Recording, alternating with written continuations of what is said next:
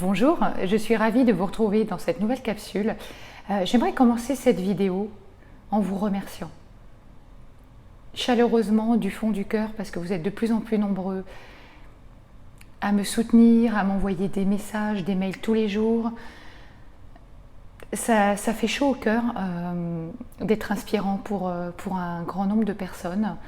Ça me touche aussi et j'aimerais vraiment vous exprimer toute ma gratitude. Aujourd'hui, j'ai une question à vous poser. Vous en êtes où avec votre passé?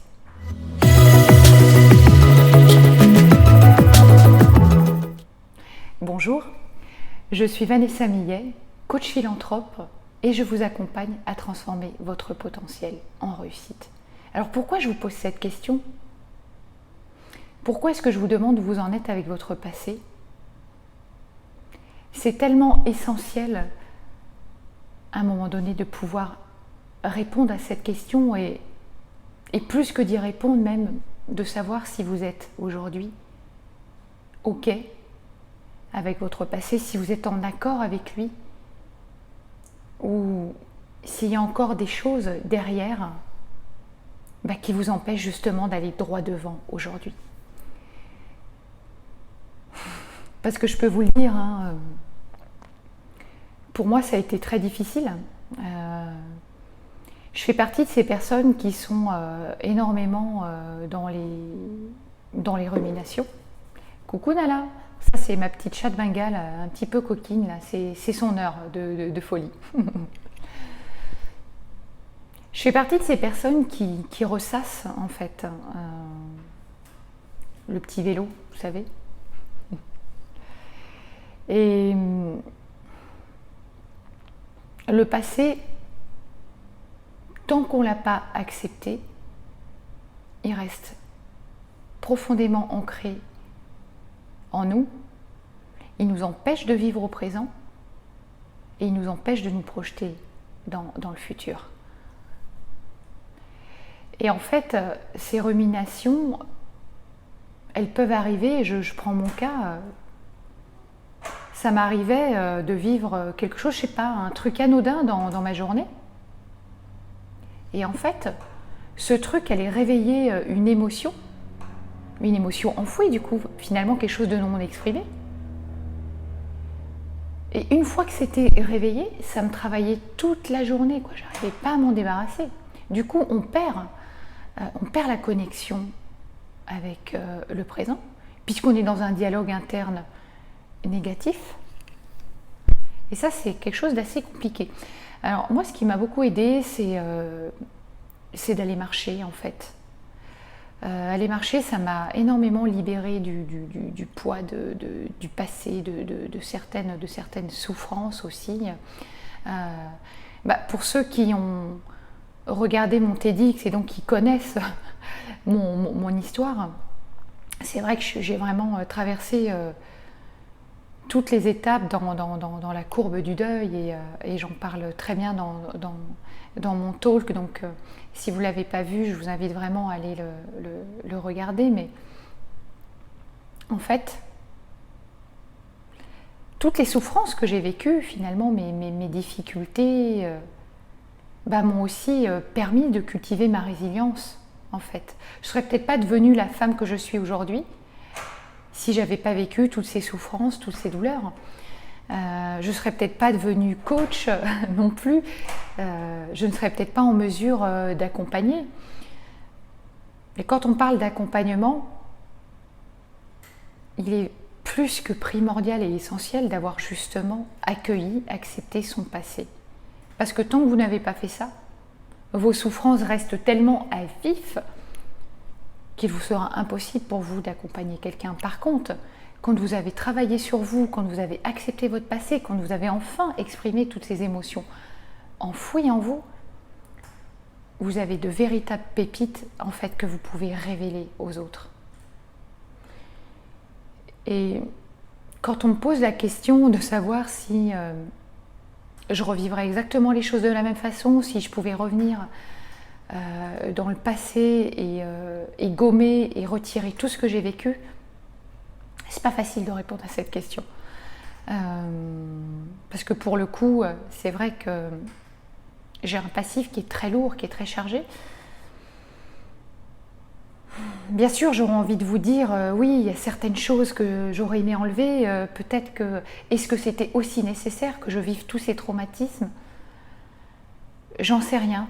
Aujourd'hui, avec le parcours que j'ai fait, avec le chemin que j'ai fait, j'aurais envie de vous répondre que si je devais revivre tout ça pour devenir la femme que je suis aujourd'hui, je ne changerais rien.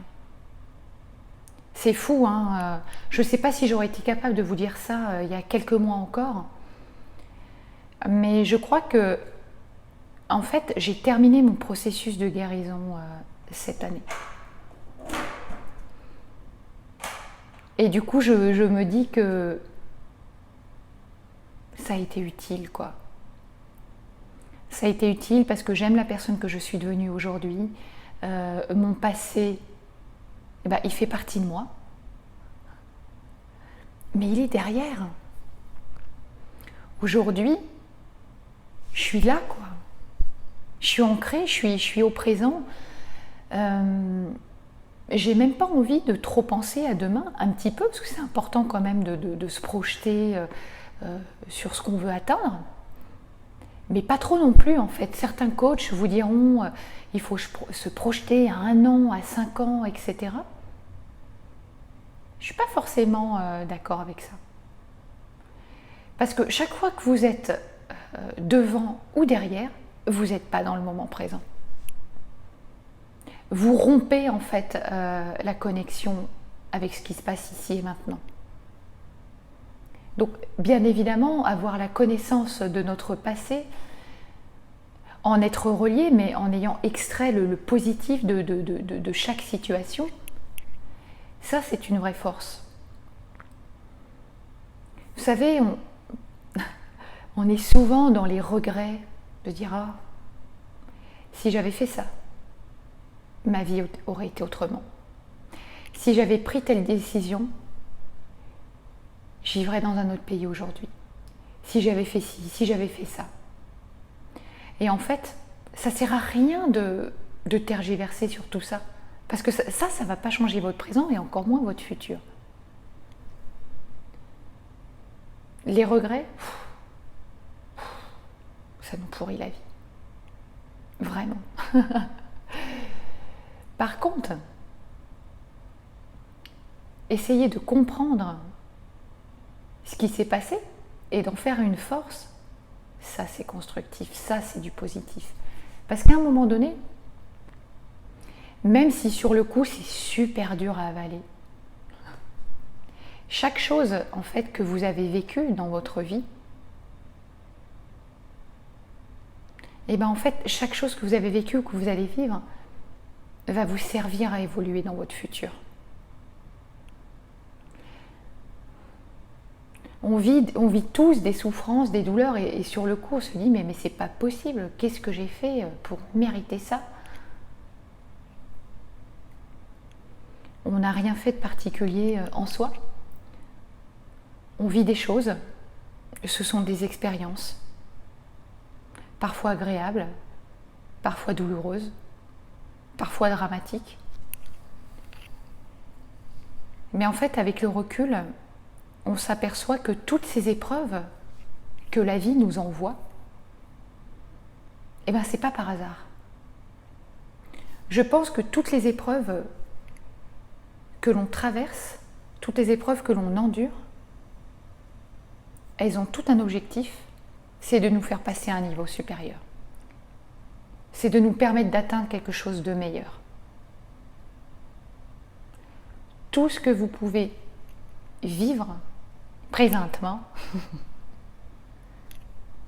va vous apporter quelque chose, pourvu que justement vous analysiez aussi ce qui s'est passé pour vous, quelles a été vos émotions, vos réactions. Est-ce que dans une situation similaire, vous réagissez toujours de la même façon? Là, effectivement, il y a vraiment des choses à chercher, il y a vraiment matière à se poser. Ou est-ce que quand vous avez vécu une épreuve, derrière, vous l'avez analysée Et ça vous a permis un apprentissage énorme pour évoluer encore plus vite dans votre vie. Parce que c'est ça le truc. Même chose pour les décisions. Combien de fois j'entends, voilà, je regrette, j'ai fait le mauvais choix. Mais non, en fait, il n'y a jamais de mauvais choix.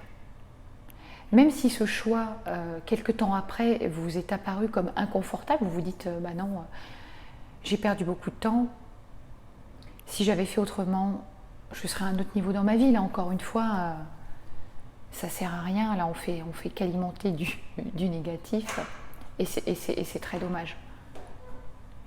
Toutes les décisions que vous avez prises à un moment donné, tous les choix que vous avez faits, même si ils vous semblent pas corrects, erronés ou tout ce que vous voulez, c'est qu'en fait, vous deviez emprunter, à un moment donné, une mauvaise direction. Et oui. Pour quelque part, et puis parce que c'était sans doute pas le moment en fait de prendre cette décision, donc quelque part vous avez été orienté sur un autre choix et qui, si vous prenez vraiment du recul aujourd'hui, est-ce que c'était un si mauvais choix que ça? Ou est-ce qu'au contraire cela vous a pas permis finalement, après analyse de l'expérience, que finalement, au contraire, ça vous a permis de changer, de vous transformer, de passer à un autre niveau dans votre vie. Tout ce qui nous arrive dans notre vie n'arrive pas juste comme ça. Il y a des messages derrière à prendre en compte, qu'on n'écoute pas souvent. C'est tellement plus facile d'être dans le déni ou tellement plus simple d'accuser l'autre de tous nos maux. Alors, vous en êtes où avec votre passé? Si vous êtes toujours dans les ruminations, dans les blocages, dans les j'aurais dû faire autrement, etc. Je vous invite vraiment, mais véritablement, à prendre un temps d'introspection pour vous. Oui, oui. Et de réfléchir à ce que vous êtes devenu, à la personne que vous êtes aujourd'hui, grâce au fait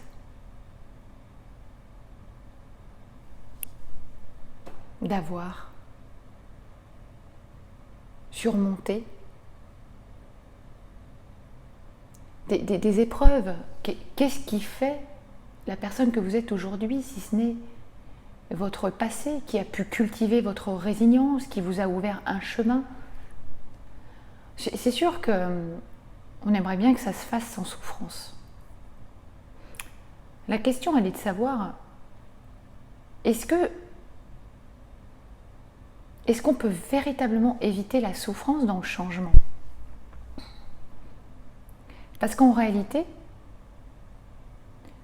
pour changer véritablement, on doit accepter de lâcher quelque chose. Donc, en fait, on perd quelque chose toujours, il faut en avoir conscience. Souvent, on le perçoit, mais pas suffisamment. Par contre, on a tellement plus à gagner derrière. Vraiment. Je vous souhaite une très belle journée. Votre passé est la plus belle chose qui vous soit arrivée.